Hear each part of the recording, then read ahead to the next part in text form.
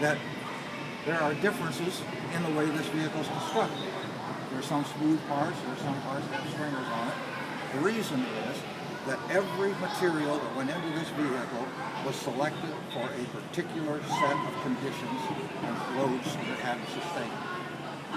The smooth areas are the tankage. That's where the fuel tanks are. And on those, we started with a sheet of aluminum that was 2 inches thick, and then we machined out about 96% of that, and scrapped it, if you will. But if you looked at that plate end on, looking at the plate this way, it has a configuration that looks like this. So it had longitudinal stringers that ran the length of the plate. That's for strength. But the actual skin thickness is less than an inch. And that's what's holding all that together. And we developed an aluminum alloy called 2219 that we picked because it had good strength. It also was very easily welded. And it worked extremely well. But now we have sections like here that are unpressurized sections. They're not tanks. They don't hold anything except hold pieces together. So we wanted strength and lightweight. So we went to a different kind of alloy called 7075, which had very high strength, but you can't weld it. So I said you had to use a different kind of manufacturing technique, so you use skin and stringer. So that's why you see these differences as you go along here. It's selecting the material for the particular application. And on this whole vehicle, we've got over 20 miles of welds. And nobody had ever made welds of the length and the quality that we needed. So we had to develop the welding machinery, the welding techniques, the welding weld wires, and all of this starting from scratch. And every inch of those 20 miles of welds was x-rayed. When I x-rayed, I mean by these, you remember perhaps, the old strips you used to get at the dentist? Well, that's what we did, 20 miles of those. And technicians went over every inch of those with a magnifying glass looking for defects. When we found them, then we had to fix them. So it was very labor intensive. And of course, as we went on, we developed digital techniques, which now the dentist uses to inspect the weld. So that's one of the spin-offs that you find in your dentist office. Hey, y'all come on here.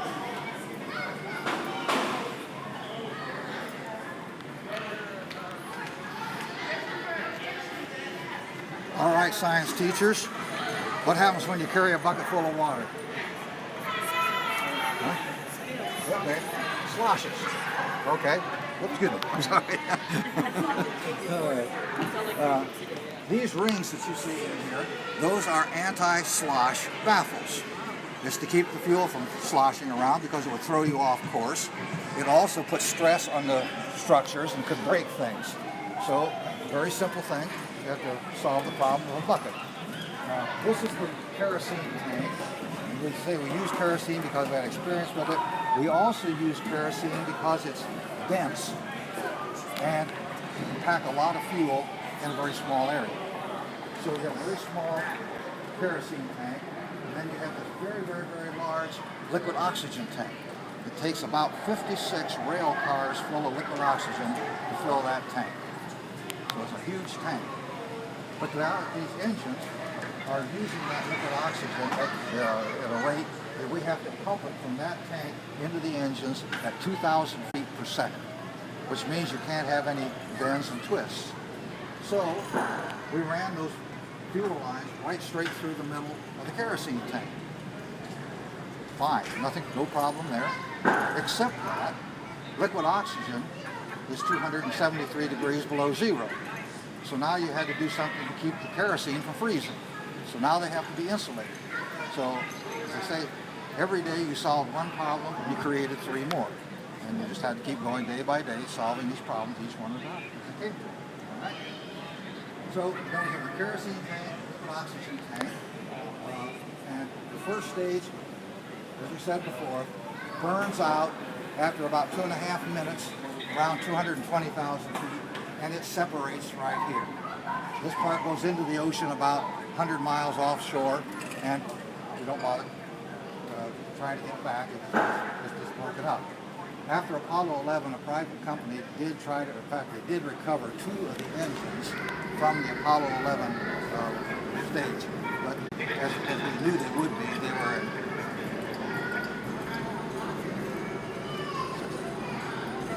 stressed condition. That's the right word. Stressed condition. So the first stage burns out, and as it burns out, these are ullage motors that give impetus to the second stage, separation. Now we have 5 engines on the second stage. When we started the configuration, we had 4 engines on the first stage and the second stage. The problem you always run into is Houston spacecrafts just keep going up in weight. We don't have any Houston or any Texas people here. So I don't think Houston has ever made a weight bogey. So we recognized early that it was going up, so we added a 5th engine on the first stage and the second stage. That didn't totally solve the problem, but anyway, it got us started. So anyway, these 5 engines, these are liquid hydrogen, liquid oxygen engines. Nobody had ever had a liquid hydrogen, liquid oxygen engine. In fact, there was no commercial use for liquid hydrogen, so we had to create a company to make the liquid hydrogen so that we could use it for fuel. And then, since the liquid hydrogen now is at minus 423 degrees Fahrenheit, just storing huge quantities, moving it from place to place, pumping it into the vehicles was a major challenge. And so the point is that people think of this and they're very impressed. That was only a piece of the development. Every aspect of this program was a major development in and of itself. The first thing that you might realize is, with this configuration, when it was on the drawing board, there was no tooling anywhere in the world big enough to build it. So we had to design and build the tooling, and then the building to put it in. And then once we had a part made, we had to design and build a transporter to move it from one place to another. I mean, every one of these things was a major development in and of itself. So now the second stage takes us from the top of the atmosphere, 6,000 miles an hour, just short of going into orbit. So now we're going to go to about 14,500 miles an hour. For this, we want a very high performance engine and a very high performance stage, because we want to get there as quickly as possible with the smallest amount of fuel. And the third stage also uses liquid hydrogen, liquid oxygen, and it's the one that puts us into orbit.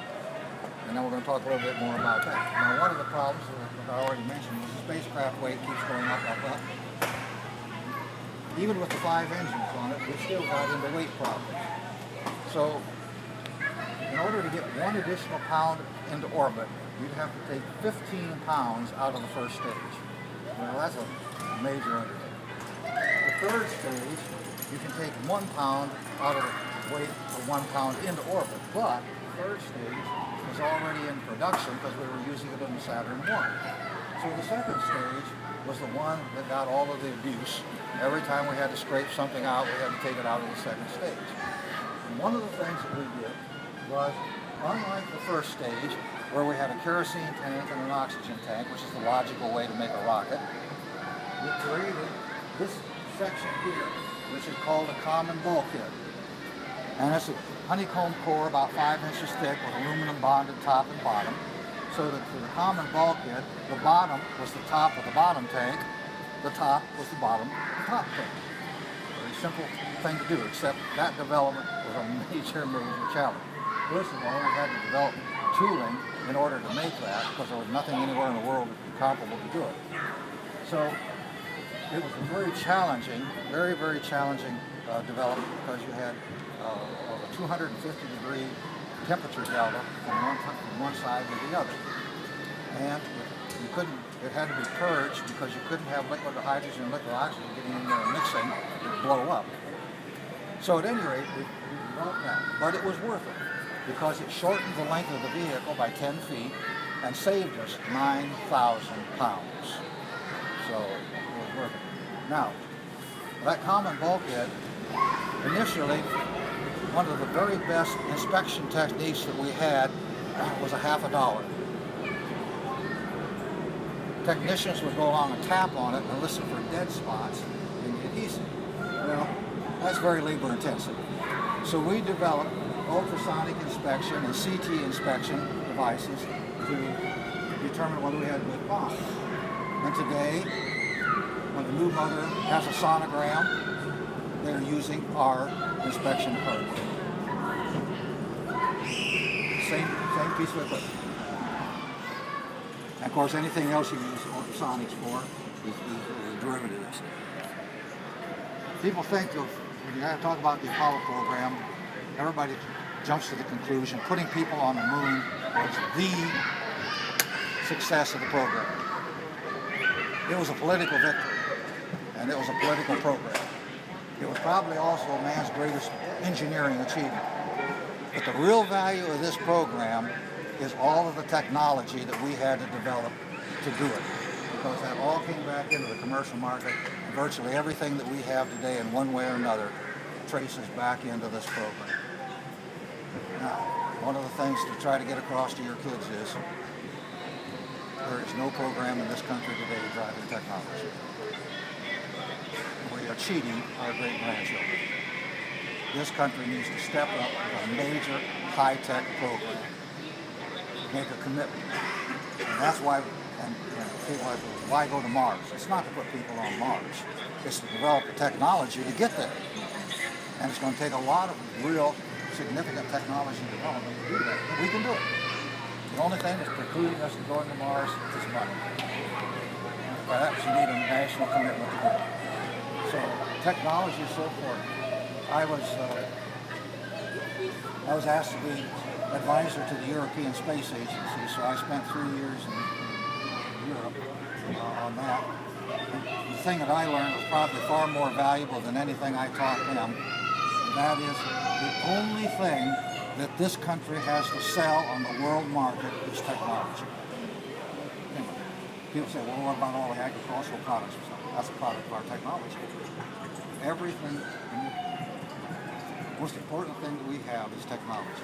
And that's why these foreign countries want to team with us or steal from us, one or the other.